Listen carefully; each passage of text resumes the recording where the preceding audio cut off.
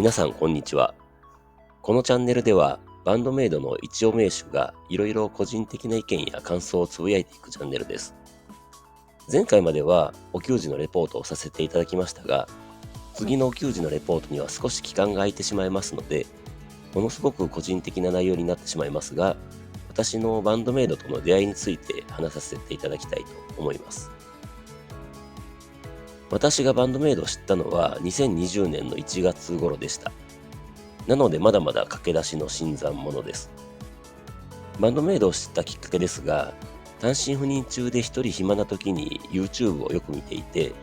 日本人アーティストが海外で人気みたいなのがなんとなく気に入って、楽器バンドとかラブバイツなんかを見てると、おすすめによくバンドメイドが表示されていたんですね。でもなぜかずっとパスしていました。海外で人気のガールズロックメタルバンドみたいな動画もあって、そこでバンドメイドが1位だったのを見て、そうなんだと思って少し気にはなってはいました。で、何きっかけか覚えてないんですが、ついにバンドメイドの動画をポチッとする時が来ました。多分ブルーミングだった気がしますが、曖昧です。小学生の高学年くらいの時に3歳年上の兄の影響でビートルズに出会いましてドハマりし、同時にギターを始めて中学でバンドを組んだりしていました。高校になるとまた兄の影響で次はハードロックにハマりまして、主にディープパープルとかレッドセッペリン、クイーンなんかの王道ハードロックを聴きまくってました。あとちょっと毛色は違うのですが、ボストンとかにもハマってたんですが、いつの頃からか熱意を失って黙々とサラリーマンをやっていた感じでした。そんな私にとってバンドメイドは完全にど真ん中でした。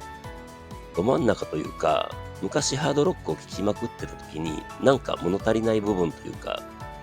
一つの曲を聴きすぎると少し飽きてしまうという現象を経験していたのですが、バンドメイドはその隙間を埋めてくれて、新しい世界に連れて行ってくれるように感じました。試しに他の動画も見ると全てど真ん中です。ハードロック好きの私に昔聴いていたハードロックのその先の世界を見せてくれた感じです。学生時代に戻った感じの高揚感をもたらしてくれましたし、新曲とかニューアルバム出るのを心待ちにするとか本当に何年ぶりかという思いです。US ツアーのドキュメンタリーでアメリカの方が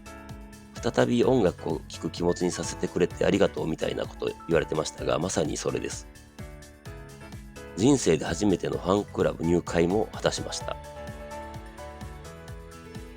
そこからは YouTube でバンドメイド関連見まくりまして、オフィシャルの MV はもちろんなんですが、過去の海外のファンカムや昔の日本でのライブ映像とかですね。びっくりしたのは、これは的な曲が全くなくって全部いいんです。これは大御所のバンドでも難しいんじゃないですかね。さらにライブがいいです。スタジオ録音版ももちろんいいんですけど、ライブがめちゃくちゃいいんですよね。ハードロックバンドのライブって昔はかもしれませんが、なんかボーカルが聴きにくかったり、ギターの音の再現がもう一つだったりするイメージがあるんですけど、バンドメイドは演奏がきっちり再現されている上にアドリブも入れつつ、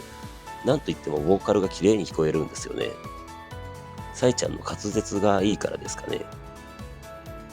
それで CD を買い揃えようとしたのですが、初回映像特典付きのものがどうしても欲しくて、缶からはちょうどオンタイムで売っていたので、小鳩さんが舌を出してる限定版のやつ買いましたし、バンドマイコの豪華付録付きのやつは単身赴任先の名古屋のタワレコで手に入れました。ブランニューメイドのタイプ A も何とか見つけて購入したのですが、ドミネーションとスタートオーバーとデイドリーミングチューズミーの限定版だけは絶対無理だと思ったので、別途メルカリで購入しました。ムック本なんかもメリカリで購入して久しぶりの大人買いをしました。あと、館内デビルとかのテレビ出演時のトークものや日本での下積み時代的なものですとか、バンドメイド関連のブログとかも見漁りました。見れば見るほど、聞けば聞くほどハマっていく。これが万目沼にはまるとか、鳩の穴に落ちるとかいうやつですかね。お給仕に関しては時期的に武道館のチケットを申し込める状況でしたので、もちろん申し込みまして、無事当選した時は少年のようにワクワクしました。それまでの間はオンラインお給仕とかやってくれていたので欠かさず見ましたが、やっぱり生で見たいと思ったところ、皆様ご存知の通り2021年年明けに武道館中止のお知らせです。自分もですが、メイドさんたちがかわいそうだと思いましたね。でも、メイドの日や武道館の日にオンラインお給仕やってくれてたので、きっと悔しさを紛らわしていました。それでも4月に豊洲ピットのお給仕をやるということで、こちらも無事抽選に当たり、仕事の間を考えて、前日の移動から当日仕事をどこでやるかとか、お給仕終わってホテルに泊まって、翌日はここで仕事をしてとか、詳細のスケジュールを作りながら待っていたら、やっぱり中止連絡です。それからは悶々としながら YouTube 見たりしながら耐えてました。中止にはなったけど、2回も当たって抽選を使ってしまった感があったのですが、翌2022年の US プレお給仕で大阪ナンバーハッチと名古屋のダイヤモンドホールには当選しました。エッグマンは何度申し込んでもダメでしたが、8月、2度あることは3度あるとならないように祈るように待っていたナンバーハッチですが、前日でも中止連絡なし、無事お給仕が開催されることになり、ついに初帰宅です。しかも初帰宅で整理番号が SS20 番とビギナーズラックを引き当ててまして、いきなり最前列のミサさんと小畑さんの間です。こんなことってありますかね。もう高揚してあまり記憶がないほどでしたが、やっぱり生のお給仕は素晴らしいと身をもって感じられました。同月に名古屋ダイヤモンドホールで2回目の帰宅です。この時は整理番号が S の18番で、